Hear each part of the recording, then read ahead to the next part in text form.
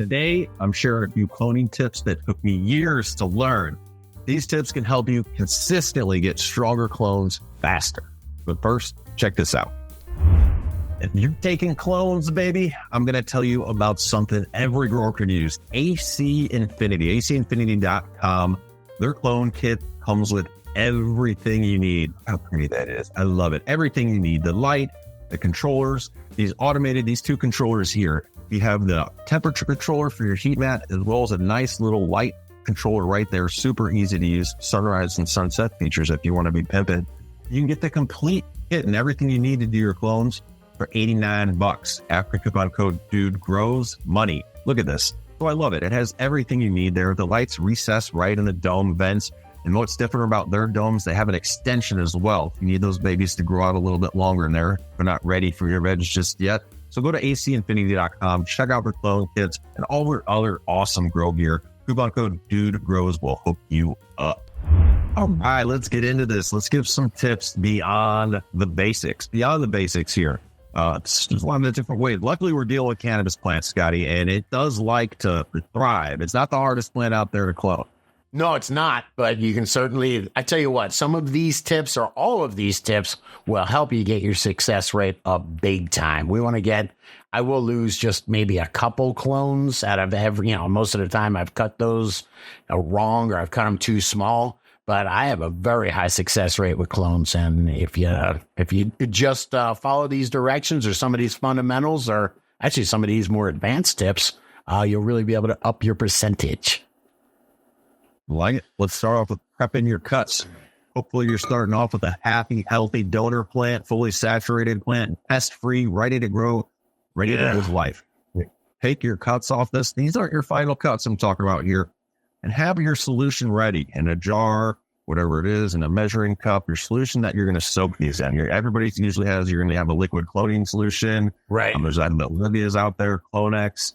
Have that, not obviously this solution's diluted in water per label instructions, not straight in there. Yeah. You're going to let this clone soak the goodness up, get them fully saturated, get the rooting hormone in their system. And you don't need a ton. You can literally take like a cup like this and just put 4 or 5 little clones in there, fill it up a little bit with some, like I said, something that has IBA in it, which is the rooting hormone. So you just want to get, there's Clonex solution, Olivia's solution. All those have a tiny bit of nutrition and then a bunch of rooting hormone in there. And IBA is the one you're looking for.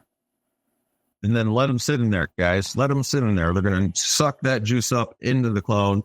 They can sit in there for anywhere for up to up to 12 hours even. Have them in a humid environment, have them in the grow. They don't have to sit in there that long. And then you're going to take your final cut off of those. When you take those out, just, you take whatever you have off. You want your cuts to be at least 4 inches. Take your final cut off that. And then you can go right into your root plugs and you're not going to get that little air embolism or bubble problem.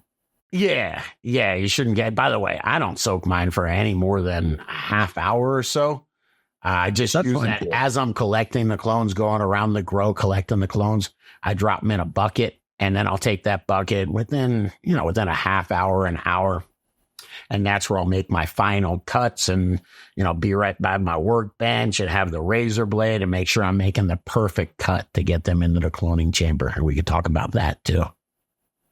Forgot to mention before you do that, when you do that final cut, that's when you are going to do a quick dip in a concentrated rooting solution like a Clonex gel, an IBA, a rooting hormone powder. There's plenty of those out there. Yeah. And then you're going to do your final plug.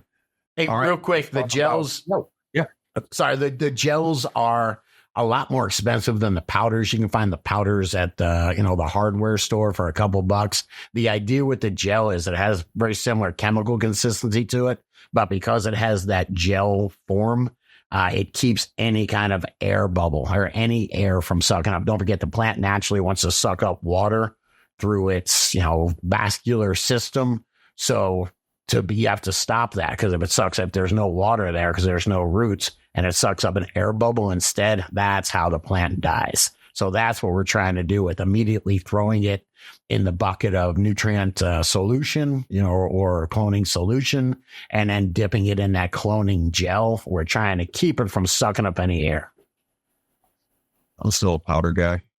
Scotty's a gel guy. I'm a powder guy. Right? Those styles. Can you tell? Another tip here. After you get your roots, this is a good one. You're keeping a very consistently moist media in your rooting cubes. Rooting cubes, at least the ones I'm using, a lot of them are designed to hold an air to water ratio where it's hard to overwater them. And you want to have a lot of moisture in them before you have roots, right? You got to keep that clone viable while it's trying to push roots. But once you get roots, you're going to back off, right? Yeah, there is the dry back. And when a plant dries back, whether it's in veg or just a clone, it is starving. You're kind of starving it for water. So it makes the roots go out and look for more water. Hey, it's dry where I'm at here. Let me expand as a survival mechanism and look for more water. So if you do controlled drybacks, you can get really aggressive root growth. And I don't know, I'm sure everyone that is cloned has done this, but you wait the extra day or 12 hours extra before you go check on your clones and they're super dry. They'll have clones that are dry, but just with roots busting out, man. And that's the reason for it. I like it. Keep an eye on them. You're dealing with a small root zone. Don't forget that.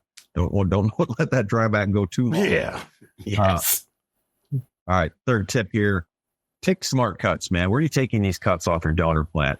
First tip, don't take the very top. You can do it. I've done it, but that's not where I'm cloning from. The very top stem of my plant. It's typically a little too woody or too big or just not the area I need to. And again, I also stay away from the very low end of the plant. Mm-hmm. Yeah, the tops of my plants can be that big.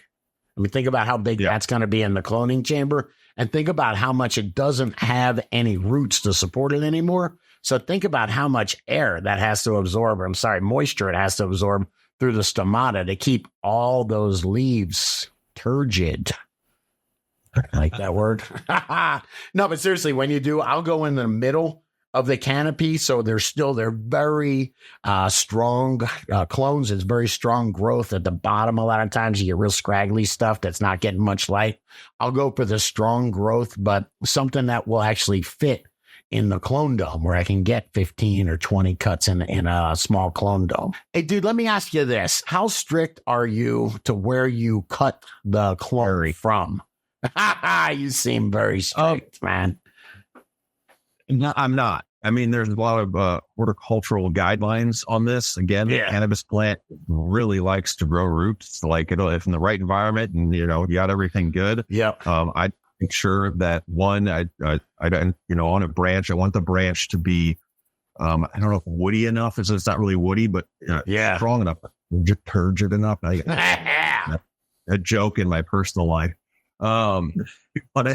You want it to be, because you're going to take it. That's the thing I make sure. If you're taking a very lower branch, sometimes they're weak. They're a little flexible, if you will. Some of the branches in the middle is what I want. And I want those. And I want them to be strong enough that when I'm going to poke them into my growing, like my root plugs, there's already a little hole there, but they're going to be able to push into that spongy medium a little bit and be securely in there.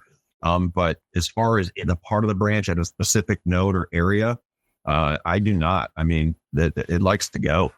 Yeah, cannabis is a little bit different. For a lot of plants, if you look best nursery practices or horticultural practices, they'll tell you to find a node and then cut it at the node and then scrape the side of the node because you're increasing the surface area of the rooting cambium layer, whatever. Man, cannabis is not that hard to clone. You can be a little bit sloppy and still do it. The technique is cutting from a node. I don't think that's nearly as important as making sure that you're cloning healthy, well-hydrated plants. I think that's the key with cannabis. One time, though, I did, doing all these little extra things, like from the node, scraping the stem, all these tips do add up. I had one strain, I forgot what it was called, but I was warned, dude, when you clone that, it takes like at least 3 weeks to get roots. So some strains are a little bit more finicky than others. I haven't ran into it recently. But all these tips add up to having, higher success rate.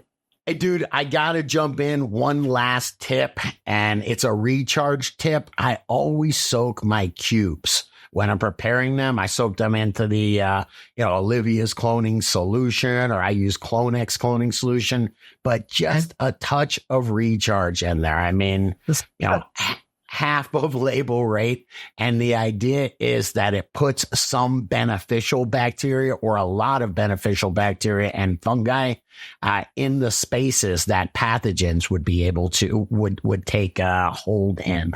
So it just sets the no vacancy sign up for pathogens. Don't forget, your root cubes are not sterile. They're made in a factory. So there's some bacteria and fungi already present, and we're incubating it. We're putting them in an incubator. So if you're going to incubate beneficial bacteria, beneficial fungi instead. I like it. Yeah. Soak those cubes. Do all this ahead of time too, guys. Give it, get your whole dome set up, your heat mat turned on, the whole light here the whole day before. Get that as a nice welcoming incubator environment for these babies. Yes. That's how we do it. You guys got some cloning tips? I know there's a lot out there. Let us know. Somebody just tell me about, man, I use vitamin B, and that's a debatable one too. Do you guys use some vitamin B solution? Does that help at all? Give me some tips below on how you clone and what your success rate is. Come on, dude. If you like this video, come on, hit the like button, hit the subscribe button, share this one with another grower and check out the other couple of videos YouTube's recommending.